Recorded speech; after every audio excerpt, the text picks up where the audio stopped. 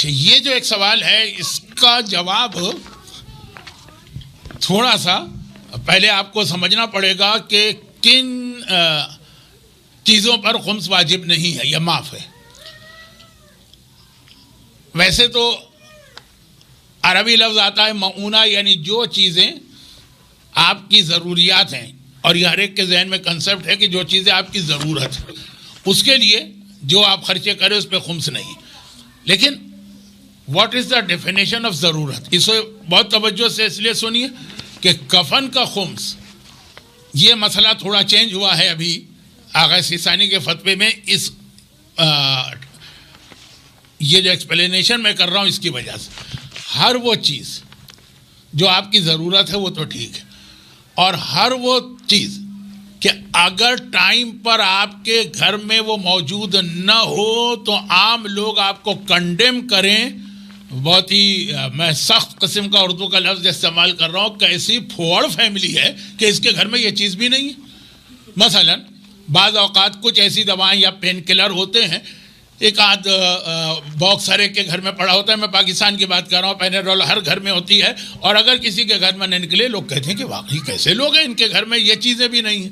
اسی طرح سے آپ کے گھر میں 4 فیملی ممبر ہیں تو 4 ایک آدھ مہمان کے لیے بھی تو کوئی برتن ہونا چاہیے نا، کہ مہمان آ گیا تو سب اپنی اپنی پلیٹ لے کے بیٹھ گئے، وہ کیا ہاتھ میں کھائے گا؟ لوگ کہیں گے اتنے پھوڑ ہیں کہ انہوں نے یہ چیزیں بھی نہیں رکھی. اسی طرح سردی اور گرمی کے لباس، تو ہر وہ چیز جس کی فی الحال آپ کو ضرورت نہیں لیکن کسی وقت بھی ضرورت پڑ سکتی ہے، اور اگر وہ نہ نکلے گھر میں تو لوگ اس آدمی کو برا کہیں کہ یہ مینیج کرنا نہیں جانتا، اپنا گھر کیسے چلاتے ہیں. اس کے اوپر بھی خمس معاف ہے چاہے وہ چیز استعمال میں نہ آئے. وہ آغا سیستانی کا جو لیٹسٹ فتویٰ ہے کفن کا وہ یہ کہ اگر کفن بھی آپ کے کمیونٹی میں یا ماحول میں ایسی چیز بن گیا ہے کہ اگر کفن آپ کے گھر میں نہ ہو تو لوگ کہیں گے کہ یہ ایک ہوتا ہے موت کے لیے ہر وقت تیار رہو، تیاری کرو، یہ کرو، وہ اپنی جگہ. لیکن اگر کفن نہ ہو تو لوگ اس کو کوئی عجیب بات نہیں سمجھتے. ہاں بھائی مارکیٹ سے خرید لیں گے، کوئی دے دے گا.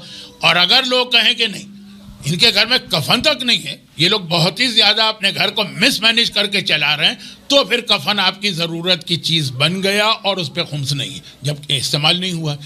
تو یہ ایک لفظ ہے کہ جس چیز کا گھر میں نہ ہونا. اب ایجوکیشن، شادی، گھر کا بنانا، اس میں بھی فتویٰ یہی ہے کہ اگر کوئی آدمی اس پوزیشن میں ہے کہ اتنی اس کی حیثیت ہے کہ وہ جس وقت یہ موقع آئے گا وہ اسی وقت سارا ارینج کر لے گا. پیسہ مکان ہے وہ جیسے پاکستان کے اندر یا پاکستان کے بہت سے لوگ یہاں آ کر پورا کیش کے اوپر خرید لیتے ہیں، اتنا پیسہ ہوتا ہے، وہاں کا سسٹم بھی ایسا نہیں. یا بیٹی کی شادی وہاں اتنے پیسے ہیں کہ وہ جا کے فوراً اس کا سارا خرچہ اٹھا لیں گے. ایسے لوگ جو ہر سال تھوڑا تھوڑا تھوڑا کر کے جمع کرتے ہیں اس کے اوپر خمس دینا ہے. لیکن اگر ایسا سسٹم ایسا ہے کہ ہر سال آپ کو تھوڑا انویسٹمنٹ کرنا ہوتا ہے شادی کے لیے، علاج کے لیے، بچے کی تعلیم کے لیے یا اپنا مکان بنانے کے لیے، تو اس صورت میں جتنا آپ ہر سال کریں گے اس کے اوپر کوئی خمس نہیں ہے. وہ چیز ابھی استعمال نہیں ہوئی. اور غالباً اب اس وقت دنیا ایسی ہی ہو گئی ہے کہ بہت کم لوگ ایسے ہوتے ہیں جو اس پوزیشن میں ہوتے ہیں.